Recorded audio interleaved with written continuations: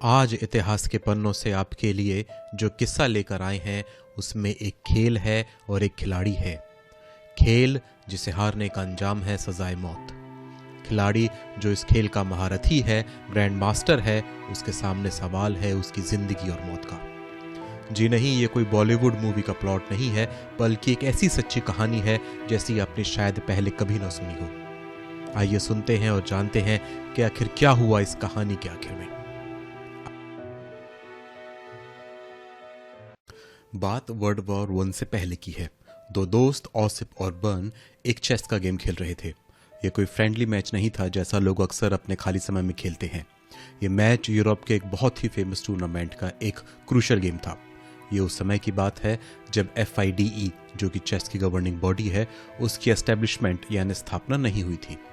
ऐसे में यूरोप में होने वाले कुछ टूर्नामेंट्स को ही सबसे इम्पोर्टेंट माना जाता था। ना तो उस समय प्लेयर्स की कोई ग्लोबल रैंकिंग होती थी और ना ही ग्रैंड मास्टर जैसा ही कोई टाइटल दिया जाता था। चेस उस समय टूर्नामेंट के लेवल पर सिर्फ यूरोप और रशिया तक ही लिमिटेड था। उस समय बाकी और गेम्स की तरह चेस में भी ज़्यादा पैसा इन्वॉल्व नहीं था, इसलिए ज़्यादातर चेस प्लेयर्स या तो जॉब करते थे जिनमें बैंकिंग और टीचिंग मेन होती थी, या फिर वो अपना बिजनेस करते थे। खैर, वापस अपनी कहानी पर चलते हैं। ऑसिप और बर्न का मैच शुरू हुआ। खेल की 12वीं चाल यानी 12th मूव के बाद बर्न ने ऑसिप को ड्रॉ का ऑफर दिया, जिसे ऑसिप ने रिजेक्ट कर दिया। ऑसिप एक एग्रेसिव प्लेयर था, जबकि बर्न एक ट्रेडिशनल प्लेयर था जो कि रिस्क कैलकुलेटेड मूव पर ज़्यादा भरोसा करता था और इसीलिए थोड़ा डिफेंसिव भी माना जाता था। मैच आगे बढ़ा और बर्न की पोजीशन अब स्ट्रांग मालूम होती थी। ऐसे में इस बार ऑसिप ने बर्न को ड्रॉ का ऑफर दिया, जिसके जवाब में बर्न ने कहा कि अगर आपने मेरा ऑफर पहले माना होता तो ये सिचुएशन ही नहीं आती, पर क्योंकि आपने मेरा ऑफर रिजेक्ट कर दिया था इसलिए मैं भी आपके ऑफर को रिजेक्ट करता हूँ। मैच आगे बढ़ा और थोड़ी ही देर में बर्न ने ऑसिप को हरा दिया। जैसा बताया कि यूरोप का एक बहुत बड़ा टूर्नामेंट था और इस हार के बाद ऑसिप का उस टूर्नामेंट से एग्जिट हो गया। इसके बाद कई सालों तक ऑसिप और बर्न अपनी चिट्ठियों यानी मेल्स में इस मैच का जिक्र करते और हंसते। इस मैच ने इनके बीच में कोई डिफरेंस पैदा नहीं किया, पर यह उनकी यादों का एक बहुत बड़ा हिस्सा बन गया। इसके बाद आया साल 1917 यानी 1917। रशिया में रेवोल्यूशन हो चुका था और रशिया के किंग जार निकोलस II को मारकर रशिया से राजतंत्र खत्म कर दिया गया था। सत्ता बोल्शेविक्स के हाथ में थी और रशिया अब कम्युनिस्ट शासन की तरफ बढ़ रहा था। ऐसे में रशिया में एक जेल के बाहर कुछ कैदियों को लाइन में खड़ा किया हुआ था। ये सभी मौत की सजा पाए हुए अपराधी थे। एक एक कर इन्हें नाम लेकर बुलाया जाता, फिर इन्हें एक फायरिंग स्क्वाड के आगे खड़ा किया जाता। जेलर कन्विक्ट से फिर एक बार उसका नाम पूछता, अपना हाथ हवा में उठाता, जिसके साथ ही फायरिंग स्क्वाड अपनी गन्स टारगेट यानी कन्विक्ट की तरफ तान देते। जेलर फिर झटके से हाथ नीचे करता और फायरिंग स्क्वाड फायर कर देता। इसके बाद जेल के कुछ एम्प्लॉयज डेड बॉडी को उठाकर ले जाते और फायरिंग स्क्वाड अपनी गन्स रिलोड करने लगता अगली फायरिंग के लिए। फिर अगला नाम पुकारा जाता और ये सिलसिला तब तक चलता रहता जब तक सारे एग्जीक्यूशंस कंप्लीट न हो जाते। आज भी ऐसी लाइन में बहुत सारे कन्विक्ट खड़े थे। एग्जीक्यूशन स्टार्ट होता है और एक के बाद एक कन्विक्ट्स को फायरिंग स्क्वाड के सामने ले जाया जाता है। ऐसे में एक नाम लिया जाता है, मिस्टर बर्नस्टेन ओ। बर्नस्टेन आगे आता है, उसे फायरिंग स्क्वाड के आगे ले जाया जाता है। वो गौर से देखता है कि उसके पीछे दीवारों पर बुलेट्स के न जाने कितने होल बने हुए हैं। बर्नस्टेन को फायरिंग स्क्वाड के आगे खड़ा कर दिया जाता है। तभी जेलर उससे पूछता है, क्या आप ही बर्नस्टेन ओ हैं? ये एक फॉर्मेलिटी थी जो किसी भी एग्जीक्यूशन से पहले निभाई जाती थी। बर्नस्टेन ने कहा, जी हाँ। जेलर ने उसकी आंखों में देखा और हाथ हवा में उठा दिया। इसके साथ सभी गन्स बर्नस्टेन की तरफ तन चुकी थी। अब किसी भी वक्त फायरिंग हो सकती थी और बर्नस्टेन को अपनी मौत अब सामने दिखाई दे रही थी। बर्नस्टेन की जिंदगी उसके सामने एक मूवी रील की तरह घूमने लग गई। उसको याद आया कि कैसे उसने एक लोअर मिडिल क्लास से निकलकर इतनी सक्सेस हासिल की थी। स्कूल में ही वो मैथमेटिक्स में एक्स्ट्रा ऑर्डिनरी परफॉर्म कर रहा था, पर उसने अपना कैरियर आगे चलकर लॉ में बनाया। 1906 में बर्नस्टेन ने हिंडनबर्ग यूनिवर्सिटी से लॉ में PhD की।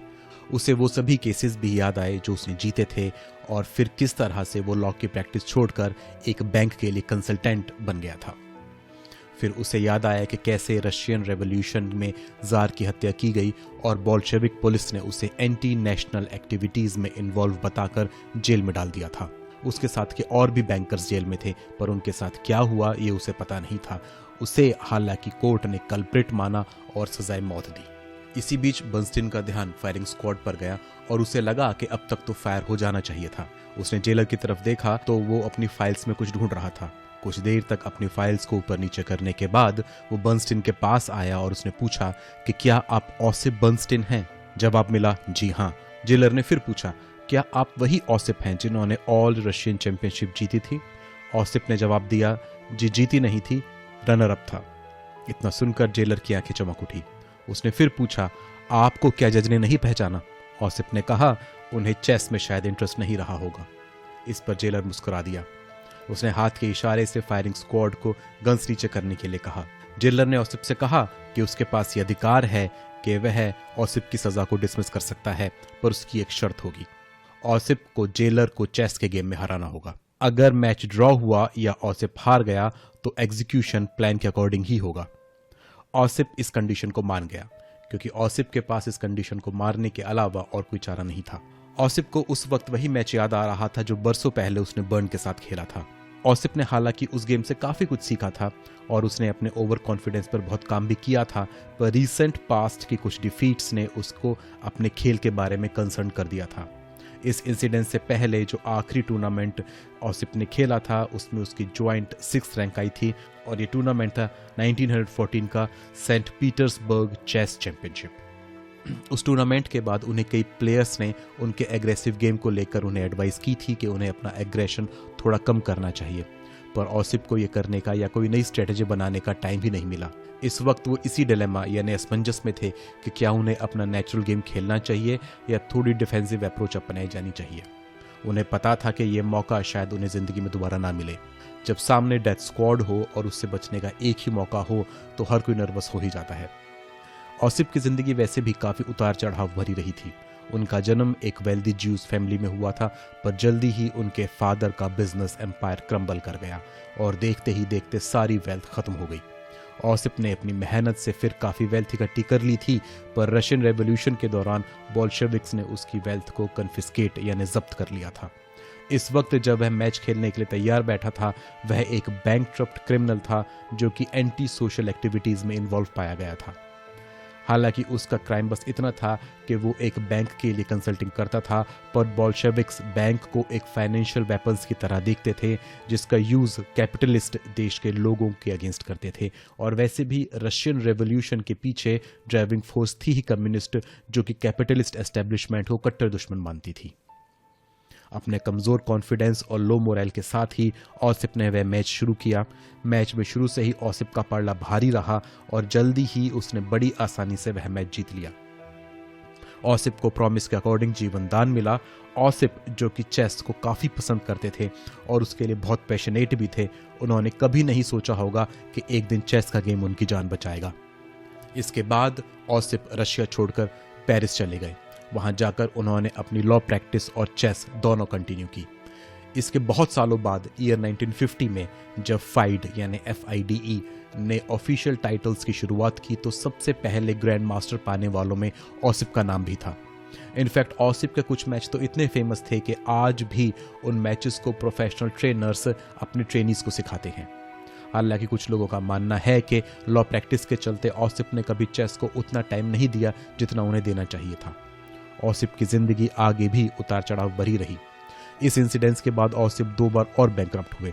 दूसरी बार वो ग्रेट डिप्रेशन के दौरान यानी 1930 में बैंकरप्ट हुए और तीसरी बार सेकेंड वर्ल्ड वॉर के दौरान जब नाजी जर्मनी ने फ्रांस को जीत लिया था, तब ज्यू होने के चलते उनकी सारी प्रॉपर्टी फिर से कन्फिस्केट यानी जब्त कर ली गई। पर हर बार ऑसिप उठ खड़े होते और पहले से ज्यादा वेल्थ इकट्ठी कर लेते। ऑसिप सारी जिंदगी चेस से जुड़े रहे और अंतिम सालों में वो सिर्फ चेस में ही इन्वॉल्व रहते। 30 नवंबर 1962 को ऑसिप का फ्रांस में निधन हो गया और वो अपने पीछे एग्रेसिव चेस की एक पूरी हिस्ट्री छोड़ गए।